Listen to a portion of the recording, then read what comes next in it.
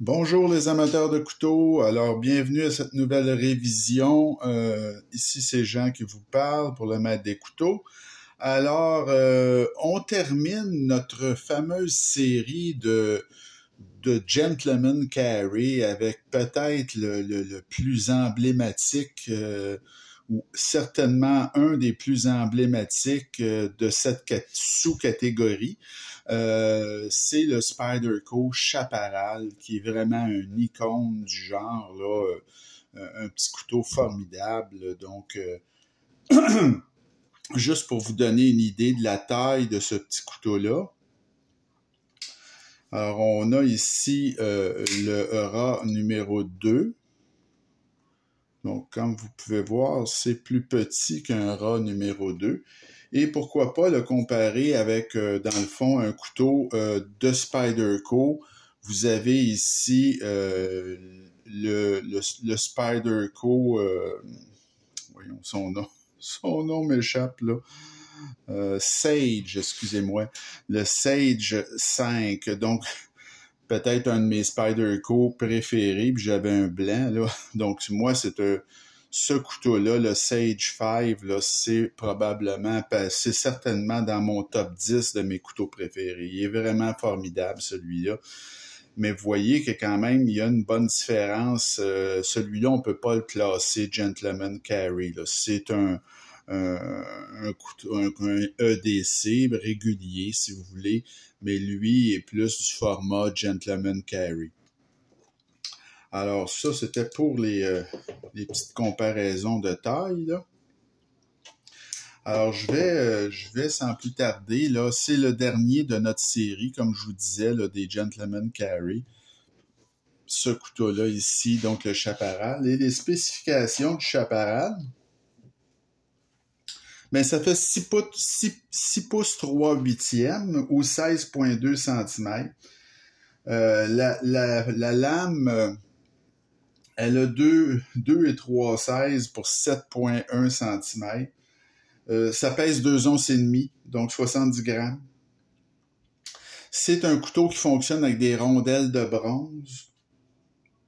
Et l'acier, là, c'est du CTS XHP. C'est un acier qui est sûrement un acier haut de gamme, là, de chez Spyderco, premium. Je ne connais pas particulièrement cet acier-là. La poignée, comme vous pouvez voir, c'est le fibre de carbone, mais toujours là le laminé. Alors, c'est une base de G10 et vous avez un très beau revêtement de fibre de carbone là, qui est collé sur le G10, à peu près dans une proportion de 1/3, 2/3. C'est texturé, donc c'est très, très joli. La forme de lame, c'est la fameuse lame en forme de feuille, hein, leaf blade shape là, chez Spyderco, comme le Sage finalement. Le déploiement, c'est le trou de pouce, mais ça y va là si vous forcez un petit peu, mais c'est un couteau qui est surtout fait, c'est un petit couteau qui se déploie tranquillement, comme ça. Hein? Pour ce qui est du verrouillage, ben, on voit là que c'est un design qui date pas d'hier, c'est un verrouillage de dos, donc c'était possiblement, le design date possiblement d'avant l'invention du compression lock par Sal Lesser. Donc c'est très ancien ce couteau-là, mais il est toujours aussi superbe. L'épaisseur de lame. Alors, l'épaisseur de lame, là, c'est 0,07. C'est très mince. C'est un couteau ultra tranchant, ça. C'est 2 mm de lame d'épaisseur. Le dos, c'est 0,34 pouces ou 8,6 mm. Et une fois fermé, alors ce petit couteau-là, dans son plus large ici, fait 1,57 pouces ou 40 mm. Le clip, c'est un clip, le fameux clip de Spyderco, si vous voulez, attache-feuille, donc qui est pratiquement là pas profond, il y a juste un petit peu qui dépasse. Il est tip-up et il est réversible. Donc ça fonctionne super bien, ce petit clip-là, il y a pas, c'est sans reproche là. Au niveau de l'évaluation maintenant. Alors, le design, c'est peut-être le meilleur design de Sal Glesser, finalement, qui est un grand bonhomme là, dans le domaine de la coutellerie. C'est le fondateur de la compagnie Spyderco. Donc, non seulement c'est un homme d'affaires incroyable, mais ça a aussi été un très, très bon designer. Écoutez, il en a dessiné beaucoup, et celui-là, de l'avis de plusieurs, c'est peut-être son meilleur design. Donc, c'est un icône absolu, ce couteau-là. C'est dans le style, là, ça frôle la perfection, vous allez voir. Donc, j'ai mis un 9.5 sur 10 pour le design. Les matériaux, c'est CTS XHP pour l'acier, rondelle de bronze, la finition en fibre de carbone G10 et le clip réversible. J'ai mis un 9 sur 10 pour les matériaux. La présentation assemblage. Alors, la présentation, vous avez une boîte Spyderco, mais c'est une petite boîte parce que le couteau est tellement petit. Ils ont fait la même boîte, mais en plus petit, c'est très bien. Et l'assemblage, écoutez, l'assemblage est extraordinaire de ce couteau-là. C'est un couteau qui nous provient de l'usine de Taichung, Taïwan. Donc, c'est un assemblage là remarquable. Écoutez, il n'y a pas de jeu. La lame, elle est parfaitement centrée. La finition, c'est formidable. C'est vraiment du grand art, là. Il n'y a rien à redire, vraiment, là. Tout est d'une solidité absolument incroyable. Donc, moi, pour l'assemblage de ce couteau-là, la présentation assemblage, écoutez, j'ai mis un 10 sur 10. C'est vraiment quasi la perfection. Le poids, ben, c'est un poids plume, hein, c'est de premier plan, là, c'est vraiment une merveille en poche, ce couteau-là, donc il n'y a pas, y a pas vraiment là, de rien à redire pour le poids. J'ai mis un 9.5 sur 10 là, pour le poids. L'action, ben, c'est une action, l'ouverture, c'est OK, comme je vous dis, vous pouvez, là, en forçant, vous pouvez l'ouvrir rapidement, là, avec le trou de pouce, mais c'est plutôt fait pour une ouverture lente.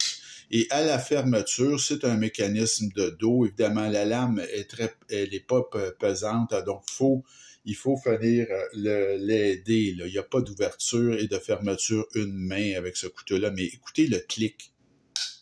Donc, on voit la qualité de fabrication là, qui est vraiment incroyable sur ce couteau-là. Donc, pour l'action, j'ai mis un 8 sur 10 parce que, évidemment, comme je vous dis, c'est pas une action là d'un couteau moderne. C'est un couteau que le design, ça fait 20 ans, facile et même plus. Là. Alors, j'ai mis un 8 sur 10. Et là où c'est vraiment ce couteau-là se démarque d'à peu près tout ce que j'ai vu, écoutez, c'est sur l'ergonomie. Sal Glesser a fait un travail incroyable. Écoutez, regardez, si je le mets dans ma main, là, je ferme ma main, regardez, vous voyez plus rien. Hein? Je veux dire, le couteau, il est pas gros, il est tout petit. Quand on ouvre ce couteau-là, là, écoutez, vous avez une prise, parce qu'il y a une position avancée, ce couteau-là, là, vous avez aussi la dentelure sur le dessus. Vous placez 4 doigts et je vous jure, c'est un des couteaux les plus confortables et vous avez une grippe hyper solide, puis c'est très confortable. À peine un petit hotspot de clip, mais qui est très, très, très minime. Donc, la manière de tenir un Spyderco chaparral, c'est comme ça. Et je vous jure que vous avez une force incroyable en le tenant comme ça. C'est un couteau qui est vraiment capable de choses étonnantes. On penserait jamais là que un chaparral peut faire des choses comme, mais c'est très très solide et évidemment là, c'est pas un cold steel avec la lame 4 pouces d'épais, mais je veux dire c'est un couteau qui est extrêmement coupant. Et c'est un couteau sur lequel vous avez une grippe de force qui est vraiment phénoménale. Donc, vous pouvez, il peut faire des tâches quand même qui sont pas des tâches les plus légères, puis il va vous donner satisfaction. Donc ça, là, l'ergonomie à retenir là, pour ce couteau-là, j'ai mis un 9.5 sur 10, puis j'ai été sévère. C'est vraiment pour le petit hotspot de clip là, qui a perdu un demi-point, mais c'est vraiment un exemple d'ergonomie, ce couteau-là. L'aspect général, ben, moi je trouve que c'est superbe. Hein. C'est intemporel ce couteau-là. C'est un grand classique. C'est d'un chic absolu. Et c'est proposé dans une variété d'options parce que comme c'est une espèce de joyau chez Spyderco, donc vous l'avez avec une poignée, je crois qu'il se fait avec une poignée en FRN, un modèle un peu moins cher. Celui-là, c'est la deuxième option avec le fibre de carbone et vous l'avez aussi avec des poignées en raphir, vous l'avez avec des poignées en titane, ça il y en a plusieurs, des titanes texturés, c'est vraiment de toute beauté, mais le prix aussi évidemment est de toute beauté. Alors j'ai mis pour l'aspect général un 9.5 pour ce couteau-là. Le prix, ben écoutez, avec Spyderco, c'est toujours un peu ça le problème, là. Moi, j'ai acheté ce couteau-là il y a 9 mois et je l'ai eu en grand spécial à 175 $. Aujourd'hui, si vous le payez le prix régulier, cette version-là, c'est 233, c'est beaucoup trop cher. Donc, même à 175, je trouve que c'est un peu un maximum pour ce petit couteau-là, malgré qu'il y a beaucoup de qualité, et il est vraiment formidable, là, mais à payer plus que ça, ça m'apparaît là, un peu abusif. Et malheureusement, c'est souvent le cas avec Spyderco. Donc, j'ai mis un 8 sur 10 parce que j'évalue toujours en fonction du prix que moi j'ai payé. Alors, 8 sur 10 pour le prix. La valeur, ben, elle est extrême. Ce couteau-là, comme je vous dis, c'est un icône. Il est disponible en plusieurs finitions. C'est toujours un couteau qui est très populaire, qui se vend très bien chez Spyderco. Alors, valeur extrême, 9.5 sur 10 pour la valeur. Ça me donne un total de 9.16 sur 10. Donc, c'est un exceptionnel, ce petit couteau-là. Écoutez, c'est vraiment un petit couteau qui est fantastique. C'est très puissant, même si on le dirait pas. C'est un couteau que le design, l'assemblage, c'est remarquable. Donc, c'est aussi probablement le couteau le plus tranchant de ma collection. Alors, c'est sûr que ce couteau-là, s'il vous plaît, moi, je vous le recommande sans réserve, sauf pour le prix, évidemment, faites attention. Et c'est un couteau certifié Jean Haché, ce couteau-là. Donc, ça fait le tour pour notre dernière révision de la sous-catégorie Gentleman Carry.